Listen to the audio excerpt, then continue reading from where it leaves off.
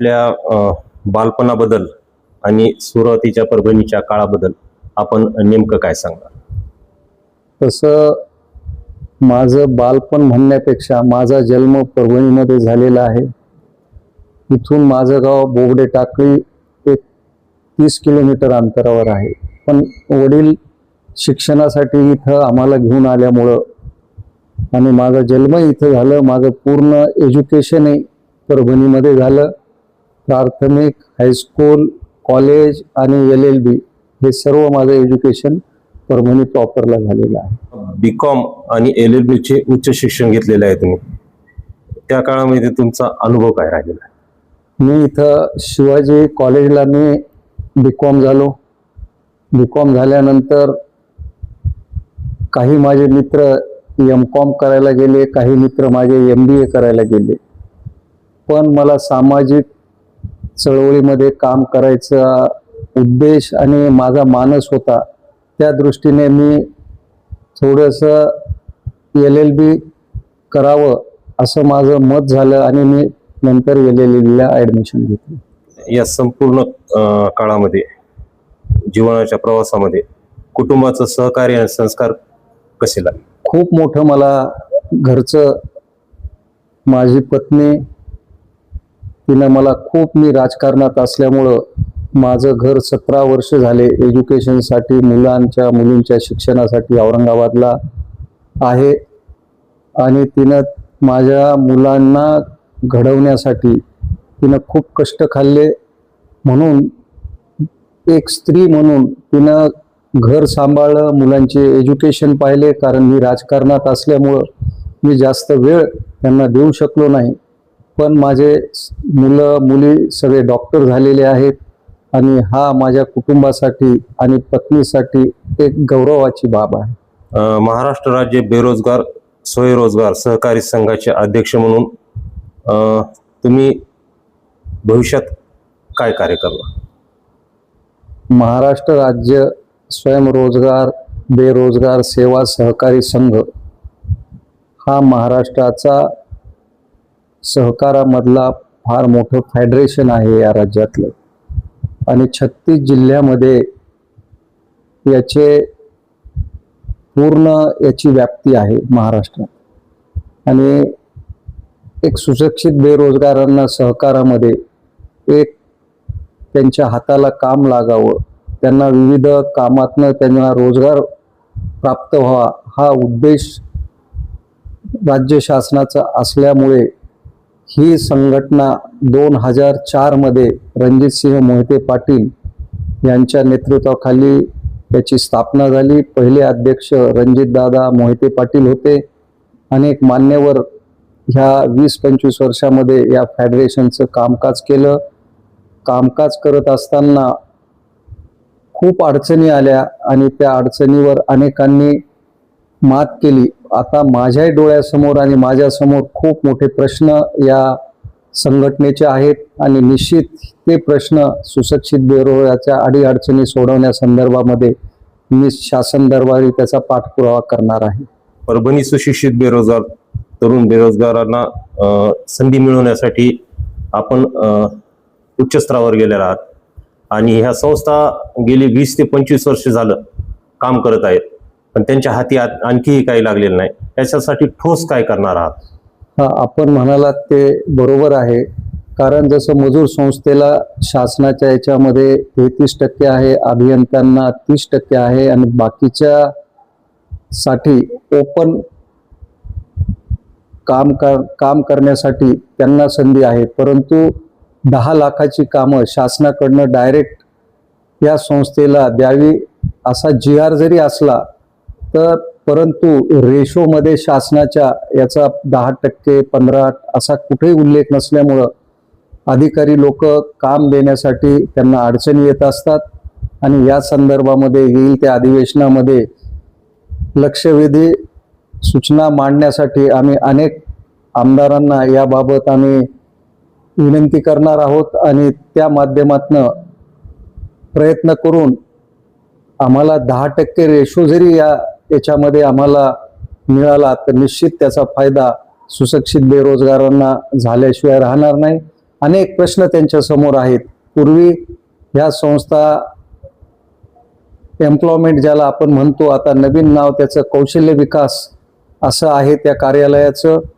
आणि काम वाटप समितीचा अध्यक्ष हा जिल्हा परिषदचा CO आणि इथल्या फेडरेशनचा चेअरमन त्या काम वाटप समितीवर आहे. आणि मी जेव्हापासून या संस्थेवर चेअरमन म्हणून काम करतो जिल्ह्याच्या, त्या ठिकाणी पारदर्शक काम कसं व्हावं त्या दृष्टीनं मी प्रयत्न केलेले आहेत. जेव्हा आम्हाला कामं अलॉट होतात, आम्ही त्याच्या तालुका वाईज चिठ्ठ्या टाकून त्याच्यातली ज्याची चिठ्ठी निघेल त्याला काम देण्याचा आम्ही त्या ठिकाणी प्रयत्न करत असतो. परंतु भविष्यामध्ये जिल्हा परिषदचा CO म्हणजे IAS अधिकारी असल्यामुळं आणि ह्या संस्थेचं एक वैशिष्ट्य आहे, हे सहकार क्षेत्रामध्ये याची नोंदणी झालेली आहे AR आणि DDR यांच्या माध्यमातून. परंतु कौशल्य विकासचं याचं नियंत्रण सगळं कौशल्य विकासावर आहे. जसं मजूर संस्थांना काम वाटप समितीमध्ये फेडरेशनचा चेअरमन आणि DDR असा त्यांचा कमिटी असते, तशीच कमिटी भविष्यात आमची CO जिल्हा परिषदचा रद्द करून DDR फेडरेशनचा चेअरमन यांच्या माध्यमातून ही कामं वाटप व्हावी यासाठी राज्य शासनाकडे प्रयत्न करून ते निश्चित आम्ही त्या ठिकाणी त्याची प्रभाव पाडण्याचा प्रयत्न करू. महाराष्ट्र गृह वित्त महामंडळ आणि गृहनिर्माण संस्था याच्यावर पण आपण अध्यक्ष म्हणून खूप वर्ष काम केलेलं आहे. त्यामध्ये आपल्याला काय अनुभव आला?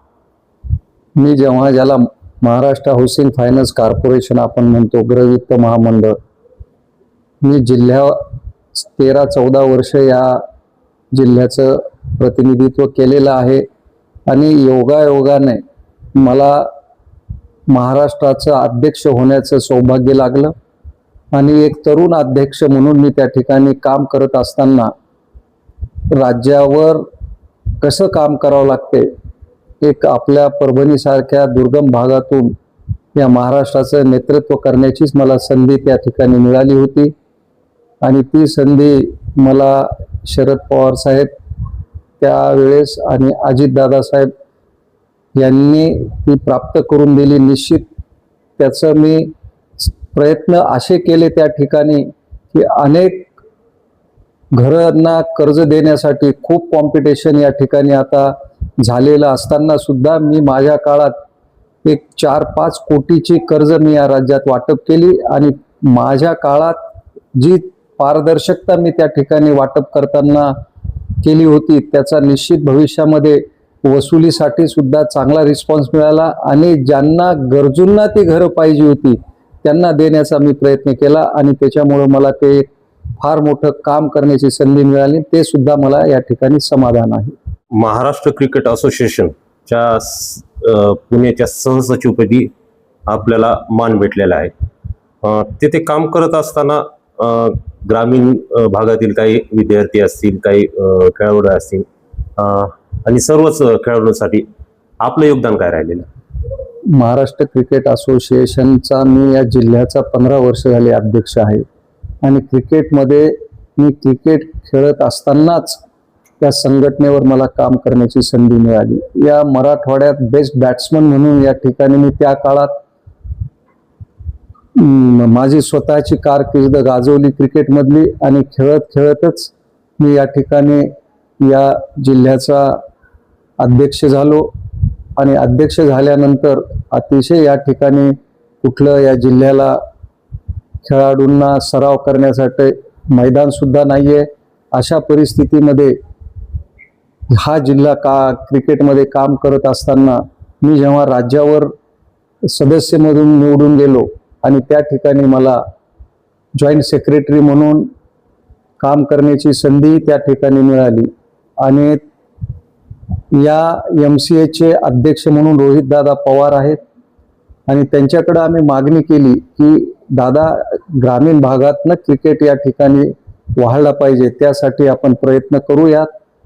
त्या ठिकाणी दादांनी आम्हाला विचारलं मीटिंगमध्ये की काय प्रयत्न म्हणजे काय करायला पाहिजे. आम्ही म्हणलं ग्रामीण भागातल्या जिल्ह्याला आपण MCAचे मैदानं उभे केले आणि त्या माध्यमातून खेळाडूंना त्या ठिकाणी, कारण या भागामध्ये गरीब मुलं पोटॅन्शियल आहे पण आर्थिक परिस्थिती त्यांच्याकडे नसल्यामुळं त्यांना मुंबई पुण्यासारख्या ठिकाणी येऊन प्रॅक्टिस करणे, सराव करणे किंवा कोचिंग घेणे हे त्यांना परवडत नाही. म्हणून आपण जर असे मैदानं जर या जिल्ह्याला दिले तर त्याचा खूप या खेळाडूंना फायदा होईल. राज्याला चांगले खेळाडू मिळतील, भविष्यात देशाला चांगले महाराष्ट्रामधनं खेळाडू आपल्याला त्या ठिकाणी मिळतील. असा ज्यावेळेस आमची चर्चा झाली, दादांनी ती चर्चा आमची मान्य केली आणि दुसऱ्या मीटिंगमध्ये दादांनी आम्हाला मैदानं देण्याची मान्यता जेव्हा आम्हाला मीटिंगमध्ये मिळाली, तर महाराष्ट्राचं स्वाभिमानाने या ठिकाणी सांगतो मी की महाराष्ट्रातलं पहिलं मैदान परभणी जिल्ह्यातलं गंगाखेड इथे 1.25 ते 1.5 कोटी रुपये खर्च करून आज मैदान तयार झालेलं आहे. त्या मैदानाचं इनॉग्रेशन काही दिवसातच आपण उद्घाटन करणार आहोत आणि त्याचा फायदा भविष्यात आपल्याला या ठिकाणी झाल्याशिवाय राहणार नाही. वृत्ती सेवाभावी संस्था टाकळी याच्या स्थापनेमागे नेमका उद्देश काय होता? नाही, मी जेव्हा या ठिकाणी क्रिकेट खेळत होतो, मी या ठिकाणी शटल बॅडमिंटन खेळत होतो आणि मी अनेक गेम त्या ठिकाणी खेळत होतो. कॉलेजमध्ये खेळत होतो, स्कूलमध्ये खेळत होतो. NCC सुद्धा ABC सर्टिफिकेट मी या ठिकाणी प्राप्त केलेलं आहे. आणि हे खेळत असताना माझ्या सहज लक्षात आलं की आपण जर संस्था स्थापन केली स्वतः आणि त्या संस्थेच्या माध्यमातून आपण क्रिकेटच्या मैदानासाठी किंवा खेळाडूंसाठी आपण या संस्थेच्या माध्यमातून प्रयत्न केले तर चांगले खेळाडू त्या ठिकाणी तयार होतील. हा विचार करत असतानाच माझ्या मनात दुसरा विचार आला की आपण जर संस्था स्थापन केली एज्युकेशनमधली, शिक्षणामधली, त्याचाही फायदा या ठिकाणी परभणीतल्या होतकरू ग्रामीण भागातल्या विद्यार्थ्यांना होईल. म्हणून मी झरीसारख्या ठिकाणी कॉलेज वर्ल्डाच्या नावानं मी शाळा चालू केली आणि ती एक ग्रामीण भागातल्या 10-20 मुलींना, विशेषतः मुलींना शहरामध्ये येऊन ग्रामीण भागातल्या पालकांचं आर्थिक आणि मानसिक दृष्ट्या इच्छा नसते आणि त्या ठिकाणी माझं कॉलेज झाल्यानंतर अनेक मुली त्या ठिकाणी शिकल्यात. काही मुली डॉक्टर झाल्यात, काही मुली IIT ला गेल्यात, काही मुली मंत्रालयात क्लास 1 झाल्यात आणि अनेक अशा काही मुलं त्या ठिकाणी एअरफोर्समध्ये गेलेत. आणि अशा या संस्थेच्या मागचा माझा उद्देश असा होता आणि तो मला सफल झाल्यासारखा या ठिकाणी वाटतो. जिल्हा मध्यवर्ती बँक आणि बाजार समितीचे सदस्य राहिलेला आहात आपण. त्यावेळेस शेतकऱ्यांचे विकासासाठी नेमकं काय प्रयत्न केलेले आहेत आपण? जसं आपण म्हणाला, जिल्हा मध्यवर्ती बँक आणि कृषी उत्पन्न बाजार समिती ह्या शेतकऱ्यांच्या जीवनमानाशी, त्यांचे जीवनमान उंचवण्यासाठी निगडीत असलेल्या दोन्ही शेतकऱ्यांच्या जिव्हाळ्याचा संबंध असलेल्या या दोन्ही संस्था आहेत. बँकेमध्ये त्यांना शेती कर्ज देऊन त्यांना तिथं मदत करण्याचा प्रयत्न मी त्या ठिकाणी केला. त्याच दृष्टीनं कृषी उत्पन्न बाजार समितीमध्ये शेतकऱ्यांना शेतीमालासाठी त्या ठिकाणी त्यांना काय काय सुविधा उपलब्ध करून द्याव्या, त्यांना शेतकऱ्यांच्या आलेल्या मालाला उच्च दर्जाचा भाव देऊन त्यांना सहकार्य करण्याच्या संदर्भात त्या ठिकाणी माझी भूमिका होती. आणि दोन्ही शेतकऱ्यांच्या निगडीत असलेल्या या संस्थेवर मला अनेक वर्ष काम करण्याची त्या ठिकाणी संधी मला मिळाली आणि त्या संधीचं सोनं करण्याचा मी प्रयत्न त्या ठिकाणी निश्चित केलेला आहे. एकाच वेळी एवढी विविध पदे यशस्वीपणे सांभाळणे, या यशाचे सूत्र काय आहे? आज आपण जर पाहिलं, माणसाच्या जीवनामध्ये जसं बालपण, तरुणपण, म्हातारपण अशा वेगवेगळ्या क्षेत्रामध्ये माणसाचं जीवन जात असतं. तसंच जर तुमच्या 2-3 गोष्टीवर जर माणसाची पकड असली तर माणूस जीवनात यशस्वी होतो. आणि त्याचंच भाकीत मला सांगायला काही अडचण वाटत नाही. कारण जिद्द, सातत्य, चिकाटी, मेहनत या गोष्टीवर, 4ही गोष्टीवर ज्याची पकड असते तो माणूस जीवनात यशस्वी झाल्याशिवाय राहत नाही. मग राजकारणात असो, समाजकारणात असो, नोकरीत असो किंवा शिक्षणात असो, ह्या सगळ्या गोष्टीचं ज्यांनी अवलंब आणि सातत्य ठेवलं आणि हिंमत दाखवली तर तो त्याच्या जीवनात यशस्वी झाल्याशिवाय राहत नाही, असं मला या ठिकाणी सांगायचं. शेवटचा प्रश्न आहे अण्णा, आजच्या तरुण पिढीला प्रगतीसाठी स्वावलंबी बनण्यासाठी तुम्ही काय संदेश द्याल? मी एवढंच सांगेल या तरुण पिढीला, जीवनामध्ये चढ उतार हे येत असतात आणि यश अपयश येत असतं. यशाची पहिली पायरी अपयश असतं. त्या ठिकाणी आपण अपयशाला खचून न जाता जिद्दीनं तुम्ही प्रयत्न करा.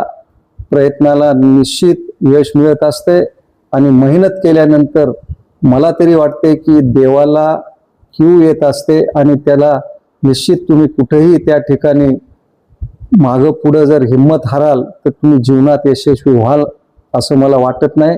म्हणून तुम्ही हिमतीनं अपयशाला मात करून यश प्राप्त करण्यासाठी जर तुम्ही त्याचे सातत्याने प्रयत्न ठेवले तर निश्चित त्याचा फायदा तुमच्या जीवनात तरुणपणी सुरुवात झाली असेल तर निश्चित त्याचा फायदा आपल्याला भविष्यात होईल असं मला या ठिकाणी वाटतं.